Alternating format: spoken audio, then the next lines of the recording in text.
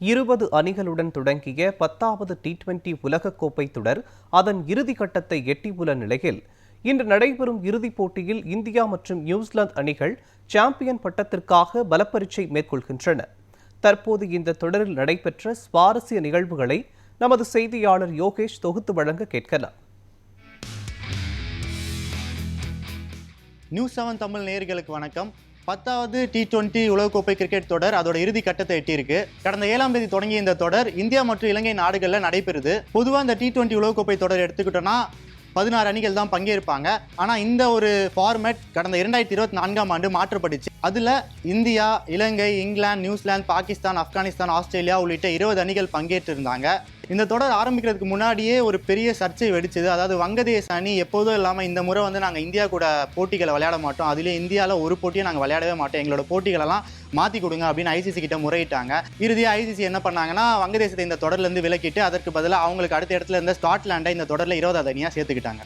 வங்கதேச அணியை போலவே பாகிஸ்தான் அணியும் நாங்கள் இந்தியாலையும் விளையாட மாட்டோம், இந்தியா கூடயும் விளையாட மாட்டோம் அப்படின்னு சொன்னாங்க. அவங்களுக்கு ஐசிசி ஒரு ஆப்ஷன் கொடுத்தாங்க, இலங்கையில் உங்கள் போட்டிகளை வச்சுக்கலாம், இந்தியாவோட போட்டியையும் நீங்கள் இலங்கையிலேயே விளையாடலாம் அப்படின்னு சொன்னாங்க. ஆனால் அதுக்கும் அவங்க முதற்கட்டமாக ஒத்துழைக்கலை. அதன் பிறகு இலங்கை கிரிக்கெட் வாரியம் பாகிஸ்தானுக்கு ஒரு கடிதம் எழுதுறாங்க. அதில் என்னன்னா, இந்தியா மற்றும் பாகிஸ்தான் இடையான இந்த போட்டி இலங்கையில் நடந்தால் இலங்கைக்கு ஒரு நல்ல பொருளாதார லாபம் கிடைக்கும் அப்படின்னு சொன்னாங்க.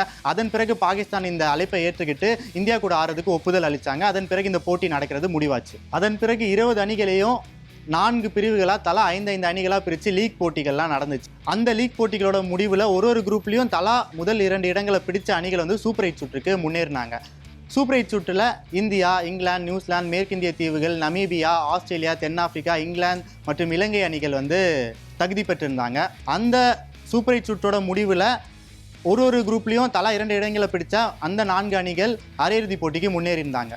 இந்த அரையிறுதி போட்டிக்கு தகுதி பெற்ற அணிகள் எதுன்னு பார்த்தீங்கன்னா இந்தியா, இங்கிலாந்து, நியூசிலாந்து மற்றும் தென்னாப்பிரிக்கா. அதில் முதல் அரையிறுதி போட்டியில் தென்னாப்பிரிக்காவும் நியூசிலாந்தும் மோதினாங்க. இந்த 2 அணிகளுக்குமே பல ஆண்டுகளாகவே இந்த உலகக்கோப்பை ஒரு கனவா மட்டுமே இருந்துட்டு இருக்கு. குறிப்பாக தென்னாப்பிரிக்கா அணிக்கு இது மற்றும் ஒரு தோல்விகரமான டி20 உலகக்கோப்பை தொடர்னு சொல்லலாம். கடைசியாக கடந்த 2024ஆம் ஆண்டில் நடைபெற்ற அந்த டி20 உலகக்கோப்பை தொடரில் இறுதிப் போட்டியில் நம்ம கிட்ட கோப்பையை தவறவிட்ட அந்த அணி இந்த முறை நியூசிலாந்து கிட்ட அரையிறுதியிலேயே தோல்வியை தழுவி தொடரை விட்டு வெளியேறிட்டாங்க. இந்த மேட்ச்சில் சவுத் ஆஃப்ரிக்கா ரொம்பவே நல்லா தான் விளையாடி இருந்தாங்க. அவங்க தரப்பில் 169 ரன்கள் அடித்தாங்க. ஆனால் நியூசிலாந்து அதை விட ரொம்ப சூப்பராக விளையாடிட்டாங்க. 12.5 ஓவர்லேயே அந்த இலக்கை அவங்க எட்டி பிடிச்சாங்க. அடுத்தபடியாக 2வது அரையிறுதி போட்டியில் இந்தியாவும் இங்கிலாந்து அணியும் மோதினாங்க. இந்திய அணியோட பேட்ஸ்மேன் ரொம்பவே சிறப்பான ஒரு ஆட்டத்தை வெளிப்படுத்தினாங்க. அதன் மூலயமா இந்தியா ஒரு மிகப்பெரிய இமாலய இலக்கை இங்கிலாந்துக்கு நிர்ணயிச்சாங்க. இந்த ஒரு இமாலய இலக்கை நம்ம நிர்ணயிக்கிறதுக்கு நமக்கு ஒரு முக்கிய காரணமாக இருந்தது சஞ்சு சாம்சன். ரொம்பவே குறைவான பந்துகள் 85 ரன்கள் கிட்ட குவிச்சு இந்தியா ஒரு பெரிய இலக்கை நோக்கி நகர வச்சாங்க. இப்படி இந்திய பேட்ஸ்மேனோட சிறப்பான ஆட்டத்தால் இந்த மேட்ச்ல நம்ம அதுவும் ஒரு டி20 உலகக்கோப்பை தொடர் அரையிறுதி போட்டியில் 253 ரன்களை குவிச்சோம். கண்டிப்பாகவே 254 அப்படின்றது ஒரு டி20 உலகக்கோப்பை தொடரில் ரொம்பவே கஷ்டமான ஒரு இலக்குன்னு சொல்லலாம். அப்பேற்பட்ட ஒரு கஷ்டமான இலக்கோட தான் இங்கிலாந்து அணியோட பேட்ஸ்மேன் களமிறங்கினாங்க. என்னதான் இந்தியா இவ்வளோ பெரிய கஷ்டமான ஒரு இலக்கை நிர்ணயித்தாலும் இங்கிலாந்து அணியோட பேட்ஸ்மேனும் சும்மா இல்லை, அவங்களும் அவங்க தரப்புக்கு ரொம்பவே சூப்பராக விளையாடி இலக்கை அடைகிறதுக்கு எல்லா முயற்சிகளையும் முன்னெடுத்தாங்க.